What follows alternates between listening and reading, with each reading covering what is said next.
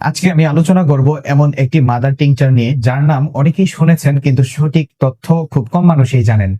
সেটি হলো অর্শগন্ধা। প্রথমেই জেনে নেই অর্শগন্ধা মাদার আসলে কি। অর্শগন্ধা মাদার প্রস্তুত করা হয় অর্শগন্ধা নামক একটি উদ্ভিদ থেকে। বহু শতাব্দী ধরে এই উদ্ভিদ বিভিন্ন ঐতিহ্যগতভাবে চিকিৎসা পদ্ধতিতে ব্যবহার হয়ে আসছে। হোমিওপ্যাথিতে এটি একটি পরিচিত মাদার টিংচার। অর্শগন্ধা আসলে এমন রোগীদের ক্ষেত্রে বিবেচনা করা যেতে পারে যাদের যৌন আগ্রহ হ্রাস পেয়েছে, মানসিক চাপ, স্নায়ু দুর্বলতা এবং সাধারণ ক্লান্তি একসাথে উপস্থিত থাকে।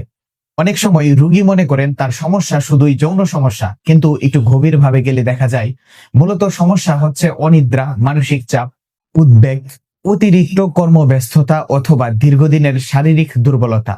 যৌন আগ্রহ কমে যাওয়া, মানসিক চাপের কারণে দাম্পত্য জীবনে প্রভাব পড়া। যখন এই কারণগুলো নিয়ন্ত্রণের বাইরে চলে যায় তখন তা যৌন স্বাস্থ্যের উপর প্রভাব ফেলতে শুরু করে। এখন আসি ডোজের ব্যাপারে। সাধারণত অর্শগন্ধা মাদার আমরা 10 থেকে 15 ফোঁটা আধা কাপ পানিতে মিশিয়ে দিনে 2 থেকে 3 বার খেতে পারি। তবে রোগীর অবস্থা অনুযায়ী ডোজ পরিবর্তন হতে পারে, তাই চিকিৎসকের পরামর্শ অনুযায়ী সেবন করাই উত্তম। আরেকটি গুরুত্বপূর্ণ বিষয়, যৌন স্বাস্থ্য ভালো রাখার জন্য ঔষধ নয়, জীবনযাপনও গুরুত্বপূর্ণ। পর্যাপ্ত ঘুম, নিয়মিত ব্যায়াম, সুষম খাদ্য, ধূমপান পরিহার, মানসিক চাপ নিয়ন্ত্রণ এবং দাম্পত্য সম্পর্কে পারস্পরিক বোঝাপড়া, এই বিষয়গুলো অনেক সময় ঔষধের চেয়ে বেশি গুরুত্বপূর্ণ ভূমিকা পালন করে। সঠিক রোগ নির্ণয় করা সবচেয়ে গুরুত্বপূর্ণ।